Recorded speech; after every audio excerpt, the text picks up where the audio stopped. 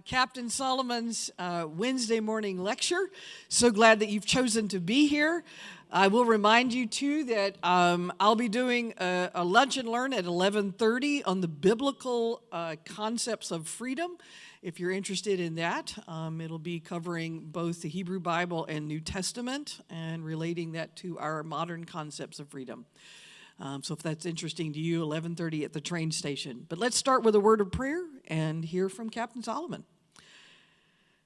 Holy God, thank you so much for the opportunity to come together as community here at Lakeside. We just pray that you would indeed pour your Holy Spirit on our brother Nathan as he shares his heart and what you've given to him. May we have open hearts and ears. We pray this in Christ's name. Amen. Thank you, Kimberly.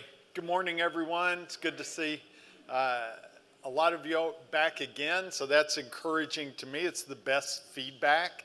Like if you come back for a second or a third dose of this, we must be hitting pretty close to the mark. For those of you that have not had the pleasure of meeting, my name is Nathan Solomon, Preacher of the Week. I am a Navy chaplain. I've been a chaplain in the United States Navy for 27 years, and that's a long time. I just finished up a 3-year tour of duty with my family in Naples, Italy as chaplain for United States 6th Fleet, and have just checked in to start a new job on Monday as the U.S. Fleet Forces chaplain in Norfolk, Virginia. And I am ordained and endorsed for military chaplaincy by the Cooperative Baptist Fellowship. So that's enough about me. I have started to make this a repeat time right at the beginning to answer questions that I might not have finished yesterday. So before we begin, there was a question yesterday about burial at sea, and I want to take a moment to just offer a little bit of amplification to that. So while we don't do burials at sea for deaths in combat, if someone dies right now at sea, we won't bury them at sea, but we bury veterans who request burial at sea regularly. Like almost every time a Navy ship goes out, a burial at sea will occur. It occurs from everything from aircraft carriers to submarines, not under the water, but when the sub's on the surface, and from our aircraft. And the way this typically works aboard ship is if your loved one passes away as a veteran, requests burial at sea, don't have to be Navy. Sometimes even Army people request burial at sea. I don't understand, but the way it happens, the remains are transferred to the Navy. A ship is assigned to do the burial at sea unless the decedent's family has requested a specific ship. If the family's not particular about the ship, it can happen fairly quickly. If you want a specific ship like the one you served on years ago, you could end up waiting for, in sometimes 2 or 3 years. If the ship is in dry dock and maintenance, it may be a long time. But we take the remains underway, and we do outside the skin of the ship, on the elevator of an aircraft carrier, which is the Top Gun thing, to raise the aircraft up to the flight deck. We can bring it down pretty close to the water, and we have a military funeral based on the faith group of the deceased. Will hold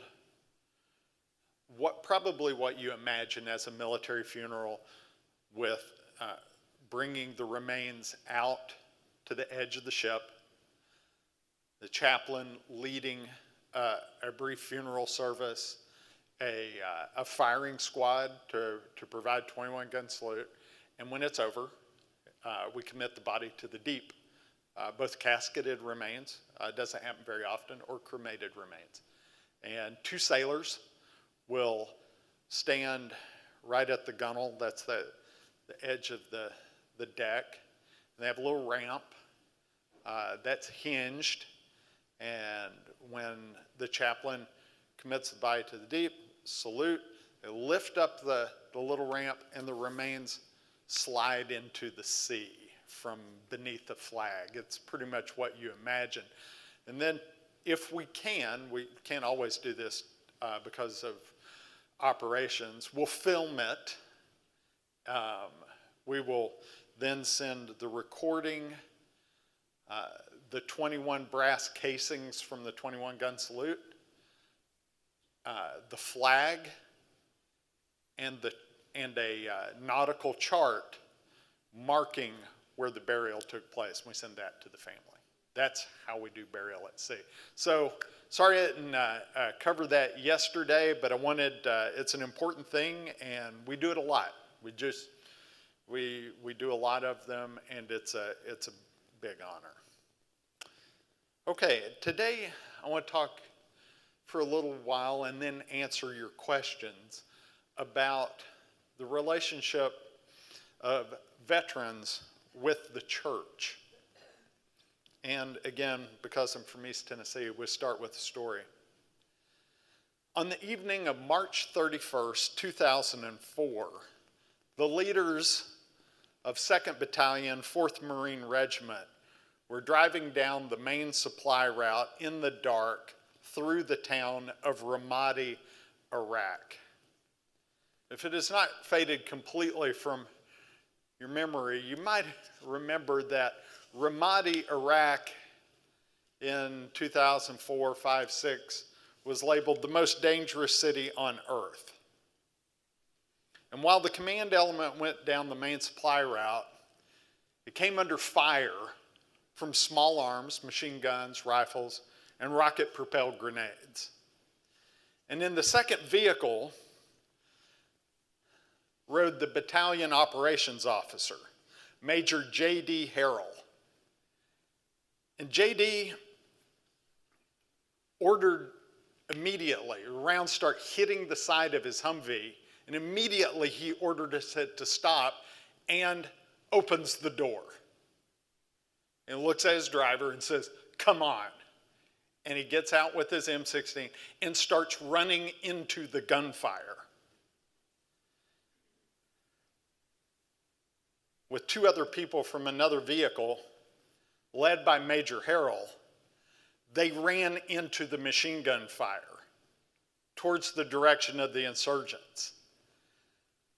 They killed a few of the insurgents and then chased a group of about 15 deep into the city, just the 4 of them, in the dark.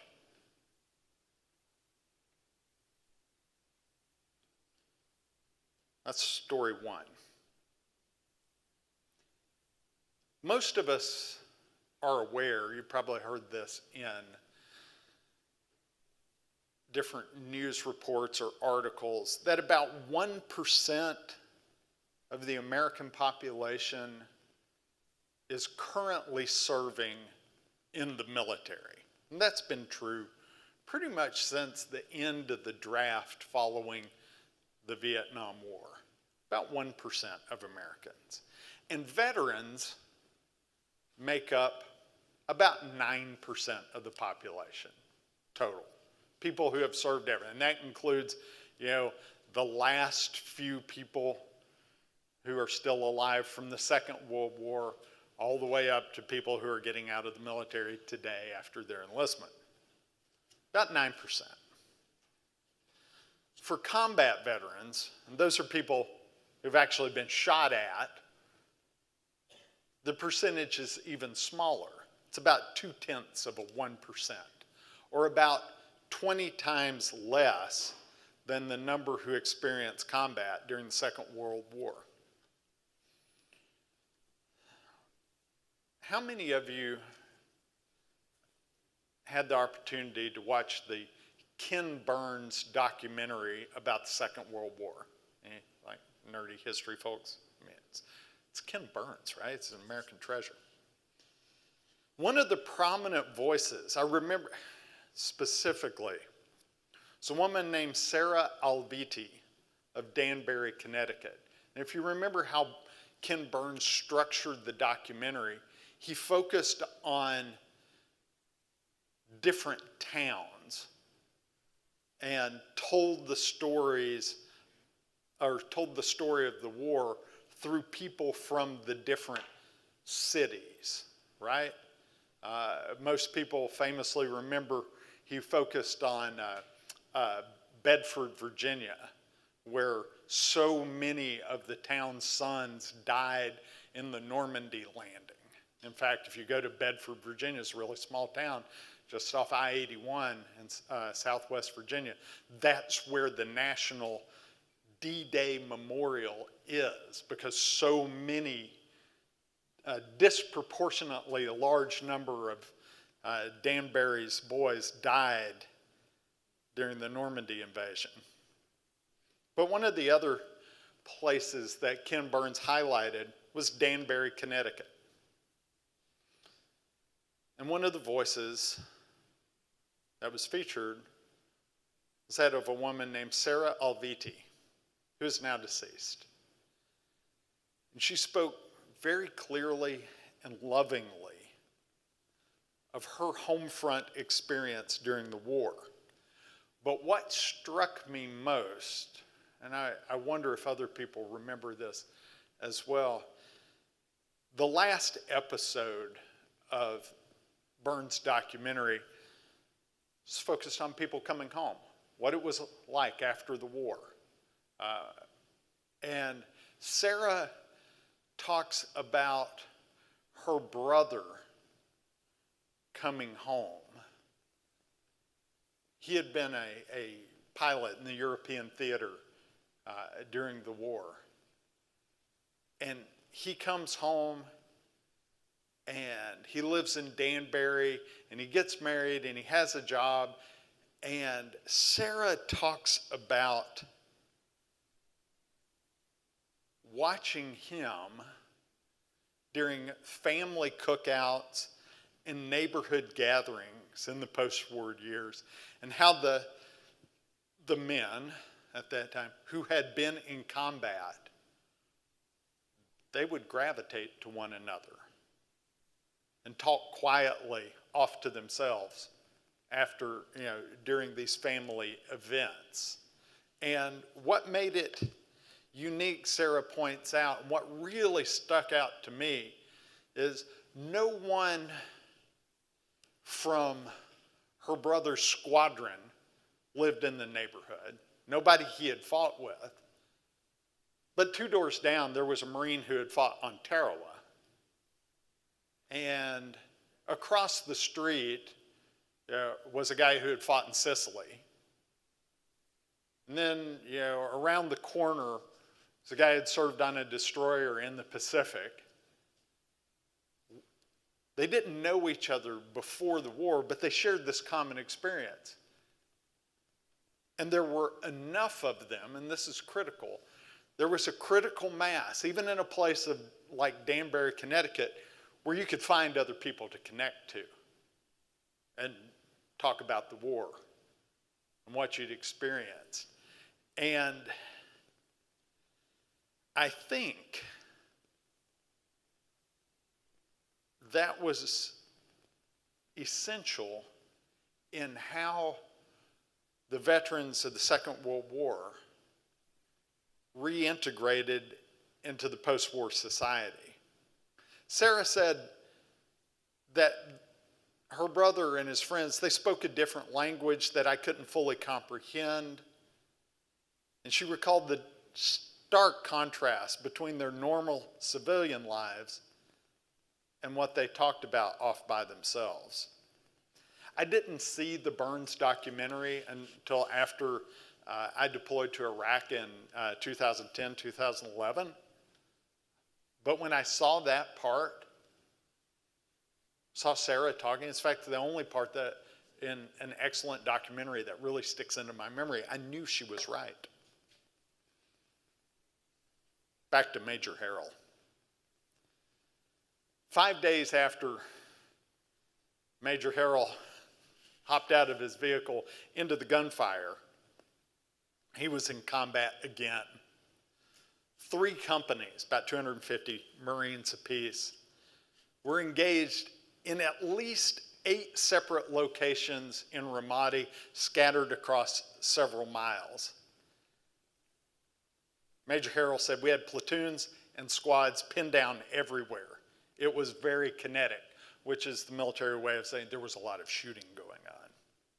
So he and the forward command post fought their way into the city with rifles and pistols, meaning without backup,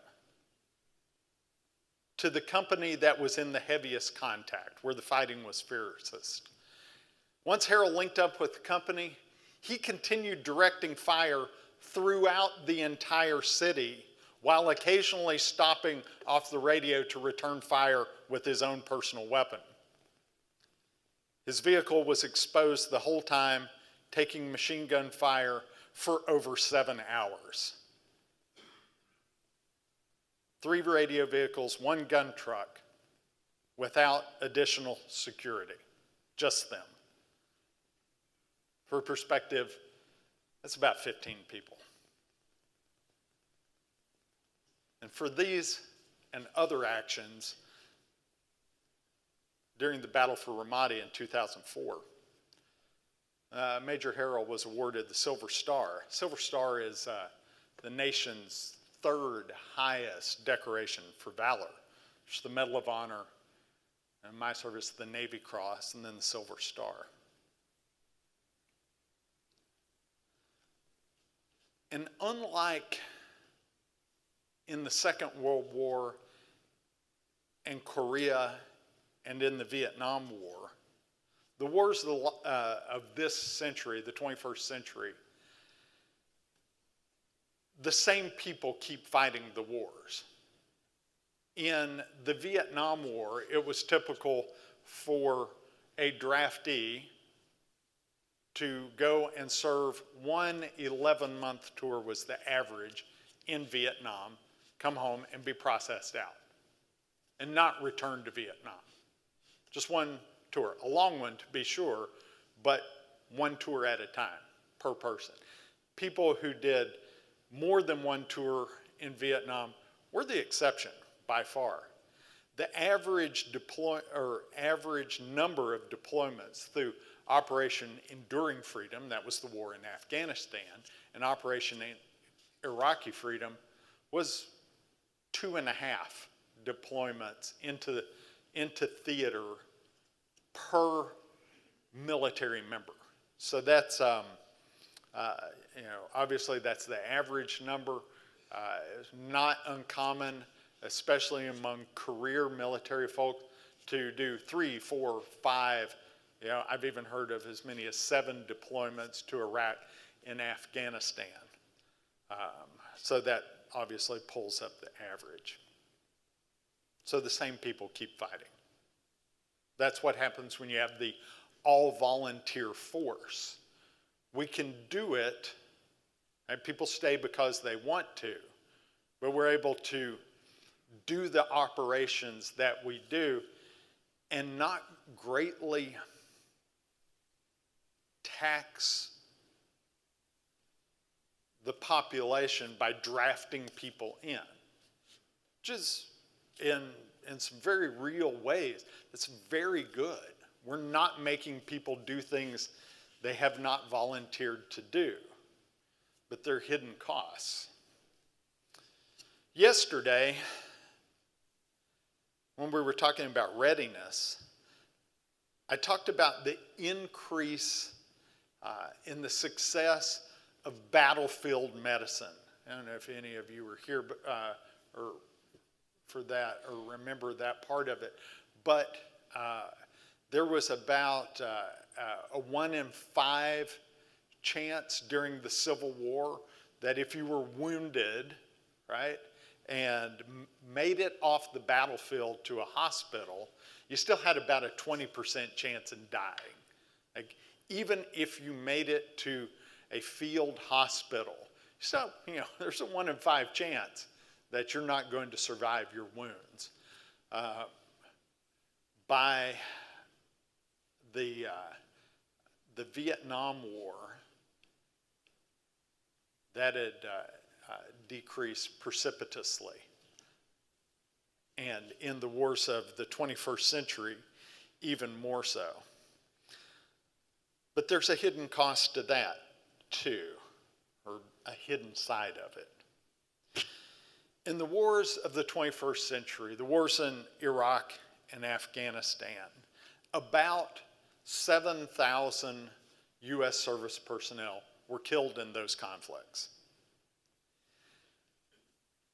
Had those wars occurred during the 1960s and early 70s, if those wars had occurred during the same time frame as the Vietnam War, considering the state of battlefield medicine at the time, it is a conservative estimate that the number of killed in action would be more like somewhere between 20 or 30,000 killed in action.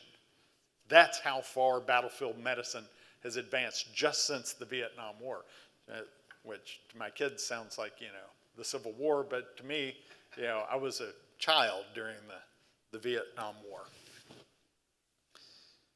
20 to 30,000 killed in action. That's fascinating.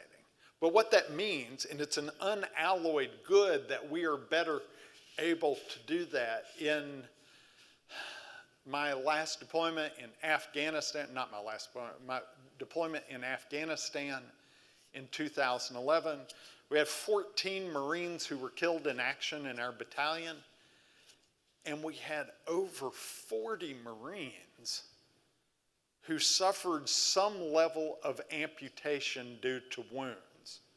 Single, double, triple, and quad amputees.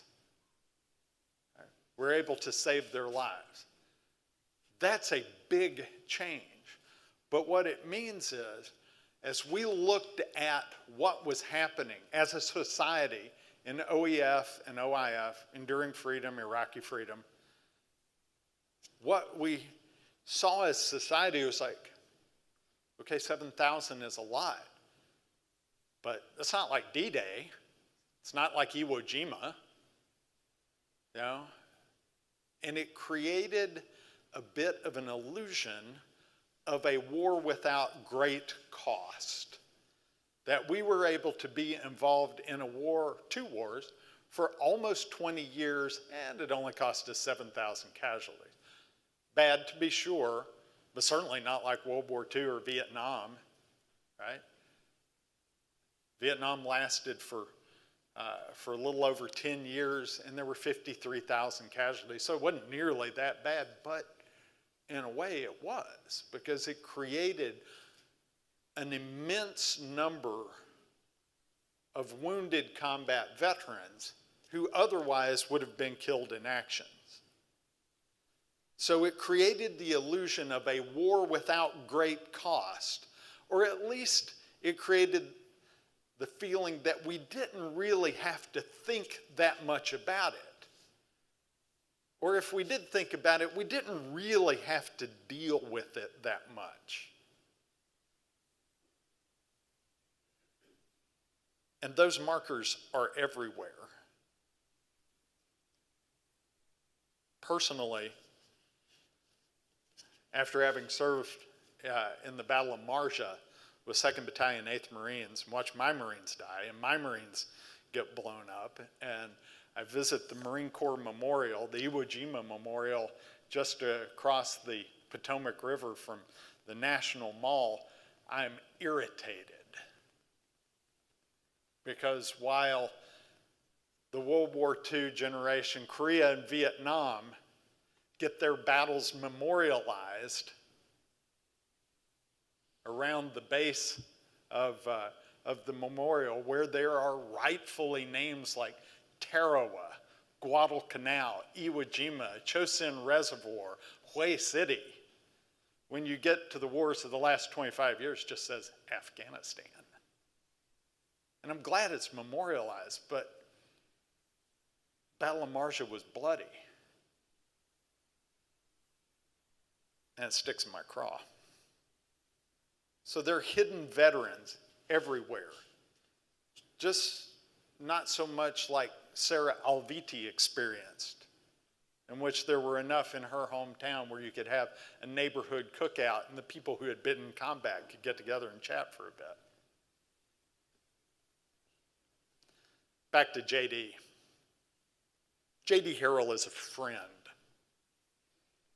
In 2010 and 2011, he was my battalion commander in Afghanistan, 2nd Battalion, 8th Marines. Extraordinarily calm leader, and a man I deeply admire. Somehow hardwired into JD is a desire to go towards gunfire.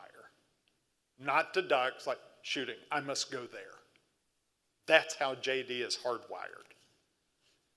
And through that Afghan deployment, he proved his courage and his valor several times over, saving the lives of Marines in combat through extraordinarily calm and competent leadership.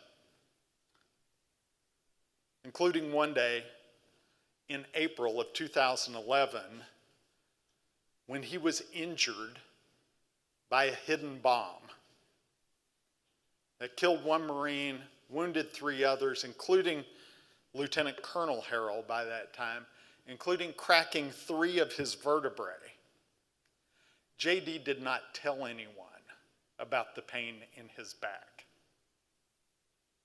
He didn't tell anyone that he had a broken back until the end of the deployment in August.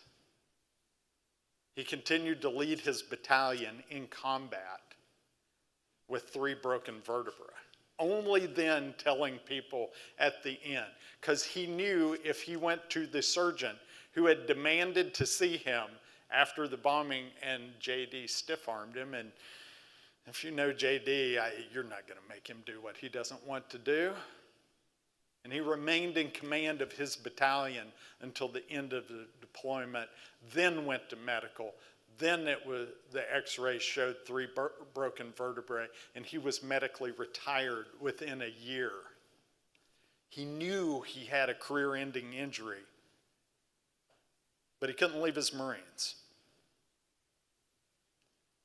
I'm both grateful and still angry about it.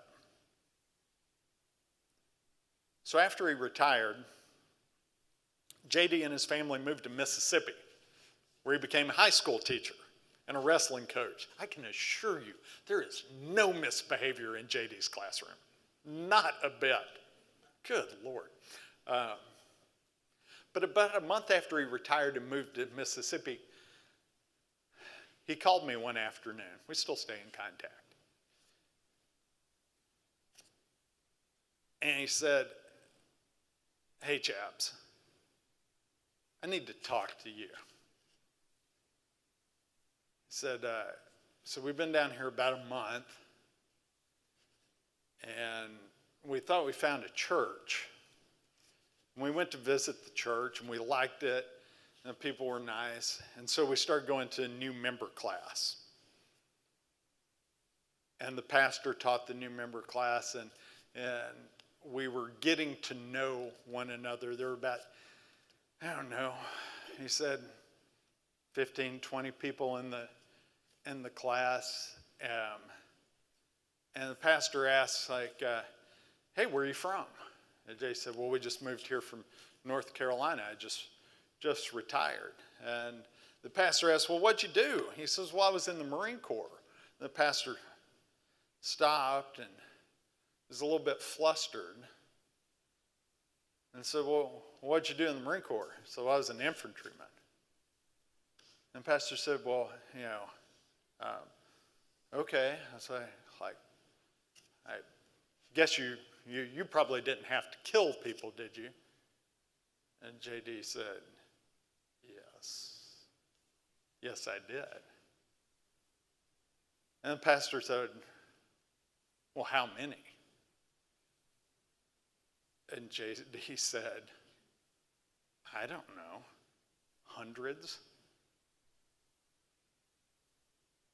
And the pastor at that point, in this new member class, so maybe you need to look for another church.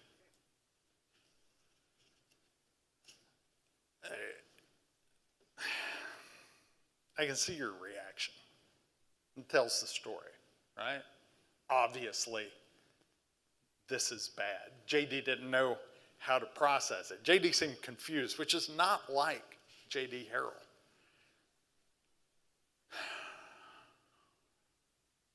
And obviously, that's tragic. See, despite having been in the most intense combat of the 21st century and distinguishing himself with valor, and being wounded in combat and being medically retired, he's not broken.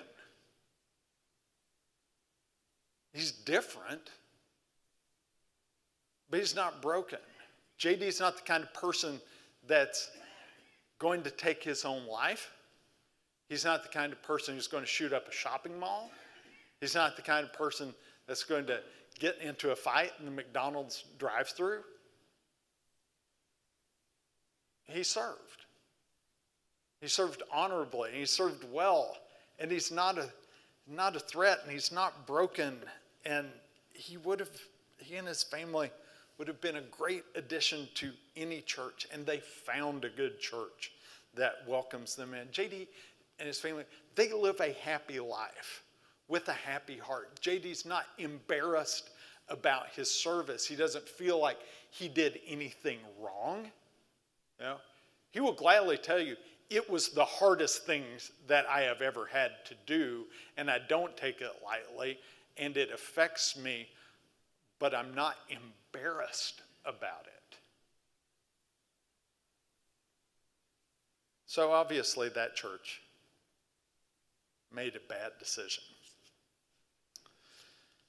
There's another bad response that churches make towards veterans, and I am really sad to say it is becoming more popular today than it has been in years past. And that's the response that everything that we do, my colleagues in uniform, is unalloyed good. And that the only proper response for the church towards the veteran is to celebrate us and say that you guys are all American heroes. And we support you and what you did without reservation. And that's not the right response either, right? Because my Marines look at that because they have told me, he goes, yeah, they don't really know what they did they? Right? They don't know that there's stuff that I'm embarrassed to talk about. Like the Marine I counseled many times and stay in contact with, who in combat just north of Marja, they were engaged, the squad was engaged with Taliban insurgents in a firefight. And during the firefight, the Marines shot a Taliban insurgent who had a rocket-propelled grenade, which is a pretty destructive thing, very, very dangerous. And they killed the insurgent before he could fire the RPG. And then a 12-year-old kid ran out and picked up the RPG. And my Marine shot the 12-year-old before he could launch, because he knew what he was doing. The 12-year-old had been trained to do what he did. It wasn't random. He knew how to fire an RPG. He knew how to aim it at a squad of Marines. So one of my Marines shot a 12-year-old. You ever wave the flag and talk about that in church? That's wrong too, right? And my sailors and Marines are smart enough to smell BS when it's being delivered to them. Feels fake. So the point is, what can the church do with respect to the veteran? The first thing I encourage us to do is make room theologically. Last night at the Vespers service, the scripture I used for Vespers was Psalm 137, which never gets read because the last verse of Psalm 137 says, "Blessed are they who take your babies and dash them against the rocks." But it was written after the Babylonian Empire had invaded and conquered Jerusalem and taken the Jewish babies and dashed them against the rocks. And it's a cry of pain, right? It's like, I wish somebody'd do to them what they did to us, right? They know it's not right. And the church must, in some way, make room for situations in worship, in teaching, in class, in fellowship that can't be redeemed. There's, General Sherman at the end of the Civil War is quoted as saying, "War is hell," but the full quote is, "War is hell and there's no refining it," right? So the fact that one of my lance corporals in 2-8 had to shoot a 12-year-old child cannot be redeemed. It can't be celebrated. It can't ever be made better. Still got to make room for it in the church. Talk about it because it's part of the human experience. Service is both good and really hard. Most veterans aren't fragile. PTSD is a thing, and it is a real thing. A lot of veterans deal with it, right? PTS, post-traumatic stress, is much more common. I have post-traumatic stress, right? It's kind of like having rotator cuff surgery. I can't swing a golf club like I did before, but I can still swing the golf club. It wasn't good before or after, but I can do it. I'm proud of it. We started like 8 schools for little girls around Marshall, Afghanistan. While I was there, I was the action officer for that. Went out to help start schools. None of those schools are there now. I'm still proud of what I did. We're not the same. I'm not broken either. So the church has to make room for awkwardness because it's not going to be comfortable having people like J.D. Harrell in your congregation because J.D. has a very low tolerance for BS and he will tell you. And that's going to be awkward. We need to build foundations where congregations can respond to veterans or people who have survived trauma. Incorporating veterans into the church means that congregations have to accept honor and grief, separation and loss, and still express pride and celebration in the actions of those who went. Combat trauma doesn't make someone other. It's just part of the human experience. You can't reject it outright if you wish to minister to them and be a prophetic voice to society at large who can actually talk about the costs of war. That's the great challenge. Be a community that can hold civilian society and those who go forward within sight of each other and insist, like Jacob at the Jabbok, that they wrestle with each other and don't let go. They wrestle with contradictions and the bloody mess without letting go of either. If we do that, it will not feel pleasant. It will be really awkward. People will get angry. People will feel uncomfortable. And you still got to do it. Okay. With that, I think it's time for some questions. Who's got a question? Again, anything on anything I've talked about, both today and the past couple of days, are welcome. Move forward till I'm directly out of the light.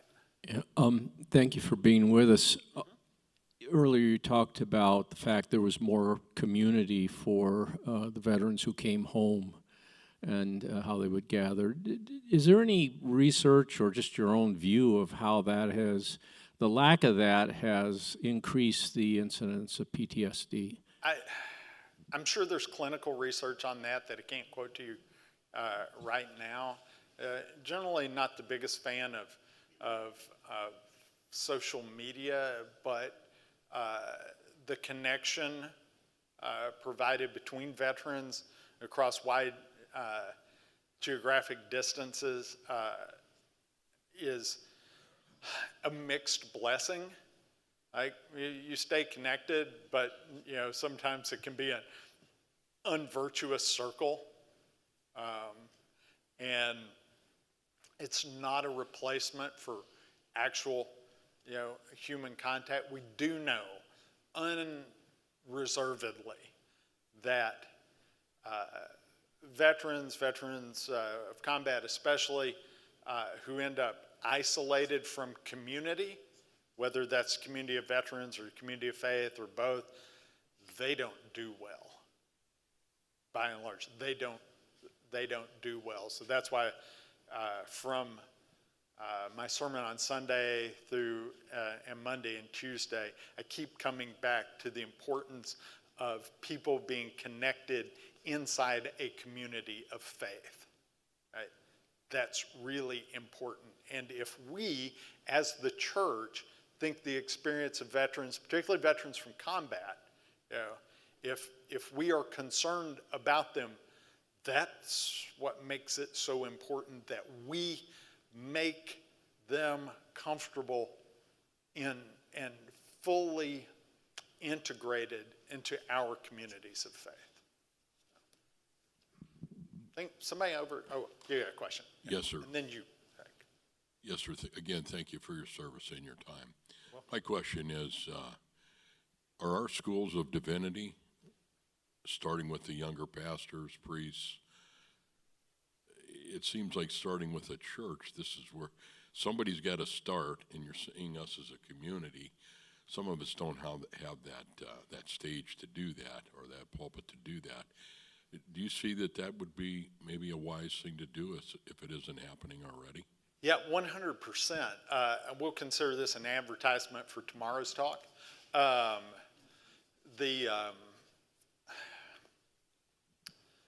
There is a very tiny denomination of Lutherans in the United States, in the Midwest, called Lutheran Church Missouri Synod. Anybody ever heard of LCMS? Yeah, okay, all right.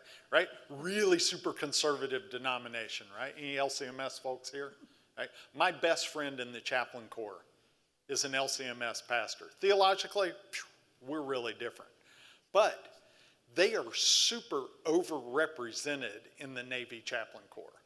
Like our last admiral that retired just a few weeks ago, LCMS. The commanding officer of the Navy Chaplain School, Lutheran Church Missouri Synod. Some of, our manpower officer in the Navy Chaplain Corps, just retiring, Lutheran Church Missouri Synod. And I asked them at one point, the admiral and a couple other people, it's like, why are you overrepresented? Like, nobody's heard of LCMS, right? Right? So why do you have more people, or just as many people, as the Southern Baptist Convention, the second largest denomination of Christianity in America? And they both the admiral and the commander of the schoolhouse, said, well, we hear about military chaplaincy in church growing up. Like, military chaplains come to our churches and talk about the need to care for provide ministry to our people in uniform. That didn't happen to me growing up in a Southern Baptist church, right? It doesn't happen that often. We had, SBC, we were all about, missions, especially missions overseas, and missionaries would come and talk to, about taking the love of God to people in the Congo, but never heard from a military chaplain. Didn't know that was a thing, right? The church writ large did not uphold it as something worth doing and celebrate it and talk about it and invite people in to talk about not only military chaplaincy being something you could do in ministry, but the other part of that was we just didn't talk about what people in the military needed in terms of spiritual care. So I think the answer to this, I'll talk a little bit more about this tomorrow, is churches got to invite chaplains to come and speak. So thanks to Pam and Arden down here, my aunt and uncle, for sponsoring me as the preacher of the week, because I am delighted to talk about what our sailors and Marines experience. I want everyone to know because they are us. Right? We don't have a warrior class in America. We're of all volunteer force. So they're your sons and daughters, husbands and wives, brothers and sisters. So keeping that connection is really important. Okay, next question. You began by giving a little history, like comparing Vietnam conflict and draft with today's all-volunteer Army. Well, one of the consequences is this is a smaller force, and so there's more reliance on National Guard. And they too are volunteers, but there's a man in my church whose son right now is in Saudi Arabia, and he talks about having weekly calls, and there are bombs going off, explosions in the background. And so it's a huge impact on him. He's older than the average student or average soldier would have been during Vietnam.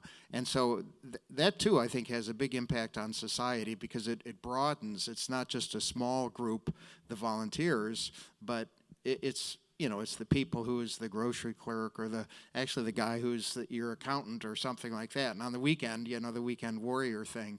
So I think that's made people more aware of military actions and the need, to support the military, because Ohio has a lot of very active National Guard units. I imagine most states do, but we see it in the news quite a bit about how our National Guard reserves and such support the active soldiers. It's true.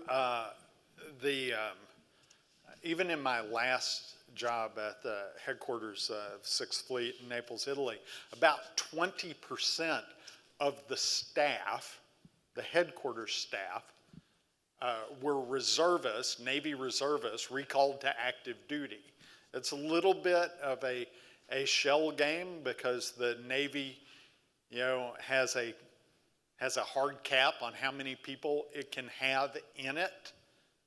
Because that's what Congress authorized. Said Navy can have 500,000 people, and you can't add more than that.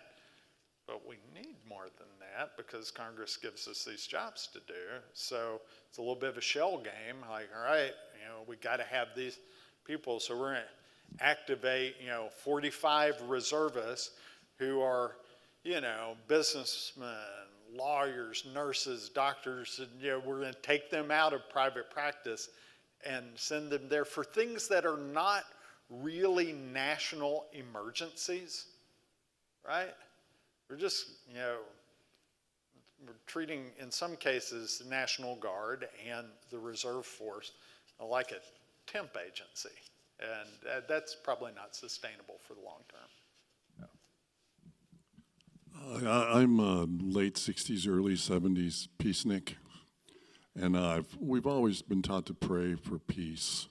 We summoned the Holy Spirit here today, and I think a lot of what you're helping me with is to separate the people that are starting wars or have started wars, from the people that feel the need to go and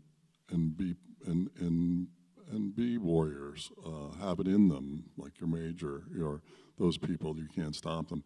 But it's hard when I see constantly, recently, Christ being brought in to rain hell down on our enemies, and so that part's hard when we see Christ as, please bring peace to the world.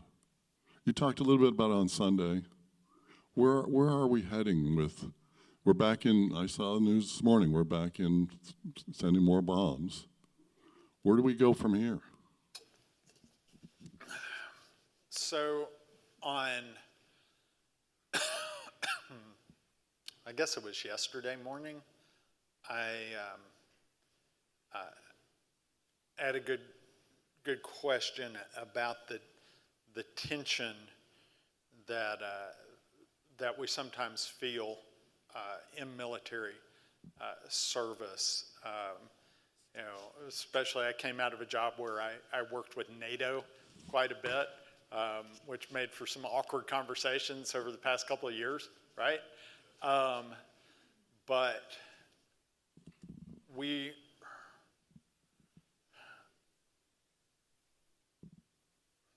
I'll put it this way. I've got, in the military, I call them hip pocket classes, like, hey, you got 30 minutes, can you teach something? Every leader in the military is supposed to have a hip pocket class, whether that's, how to fix a gyroscope on a, F-18 to something like, in my job, you got a hip pocket class on ethics, right? I do, that I've honed over the years. In 2016, Lieutenant General retired James Mattis became Secretary of Defense. Mattis is a legend in the Marine Corps, just an absolute rock star legend, not only for his ability as a battlefield commander, but also as being an extraordinarily moral and ethical person. When he became Secretary of Defense, he wrote a letter to the force, the Joint Force, that means everybody in the Department of Defense, and it was called the Ethical Midfield Letter. And he talked about it, he compared it to a soccer game, and it says, look, everybody knows where the sidelines are. I need you to play in the midfield, ethically. And he goes, don't play close to the sidelines where one step, can find you out of bounds. Play the ethical midfield, right? Know and think about now, before the situation arises, know what your ethical and moral red lines are, right? So when you are in the moment, having to make a difficult moral or ethical decision, you already know what your boundaries are, right? So that's Ethical Midfield Letter. You can Google it. It makes an extraordinarily great reading pair with his resignation letter as Secretary of Defense from 2 years later. Extraordinarily good reading pair. When you read the Ethical Midfield Letter next to his resignation letter as Secretary of Defense, you realize, oh, this is what he meant, right? He knew where his moral and ethical red lines are, what he could do and what he couldn't do. And when he was asked to cross it, he knew, it's like, I'm out.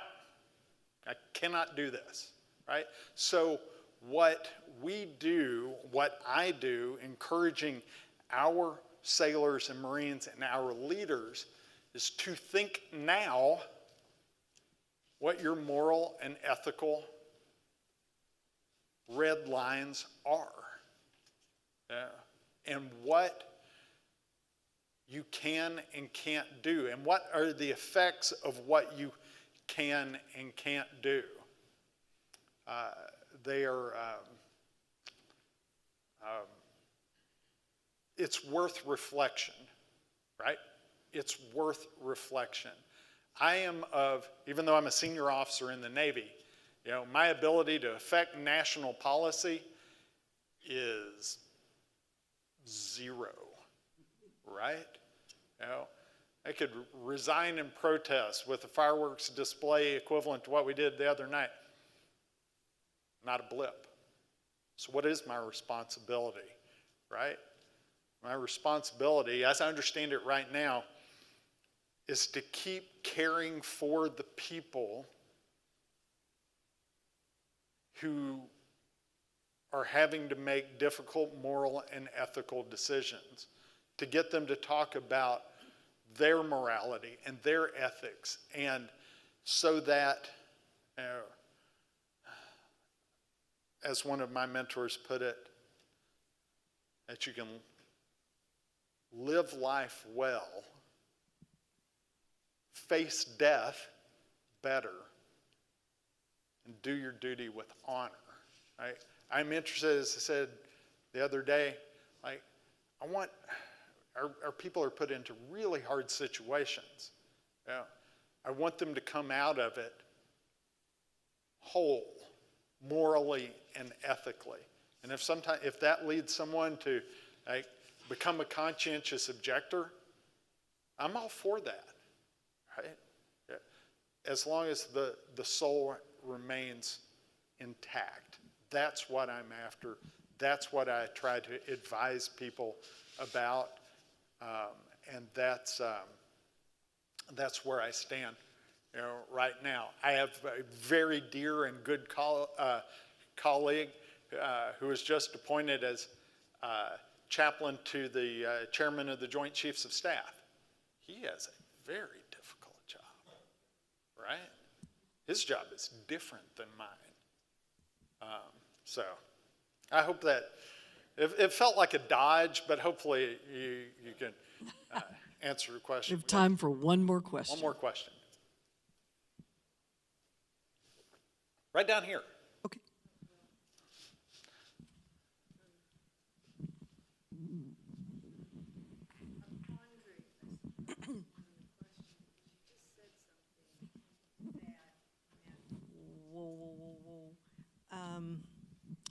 Because we do, as a country without enemies on our borders, we do enjoy a certain amount of peace and not have that kind of fighting going on around our children and ourselves and in that situation.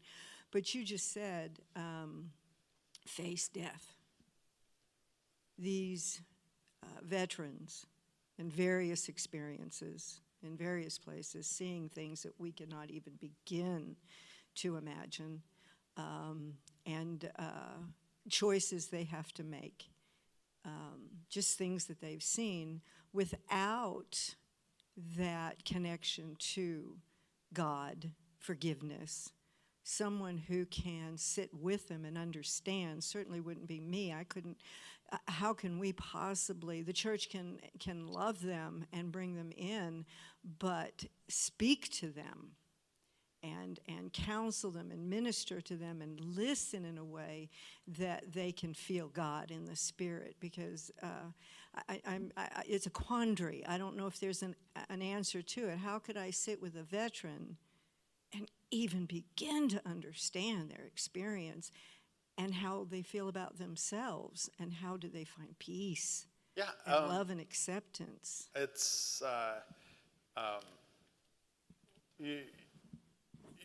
you answered your question in the middle of it, whether you realize it or not. It's you just got to listen, right? And you're counseling people, any professional counselor or chaplain will tell you, people tell you something shocking, like don't go, oh my God, but listen, it's gonna, if the question you're asking is, how do I do this? It's show up, care, right? But that's almost always going to be awkward. It just is. It's just, So when you ask how do you do it, there's not an easy way. You know, well, it's easy in concept, show up and care.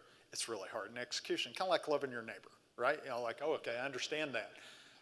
Ooh. But you don't know my neighbor. Yeah, it's like, you know, but my neighbor, that guy? Yeah, right. So, you know,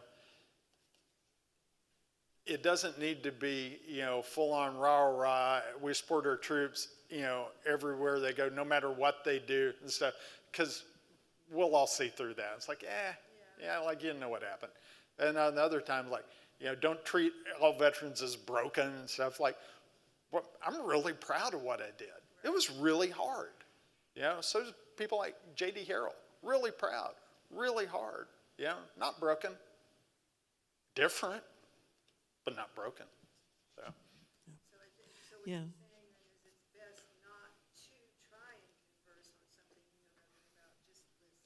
Yeah, listen, treat veterans as normal people, Normal people. right? Yeah. Normal people.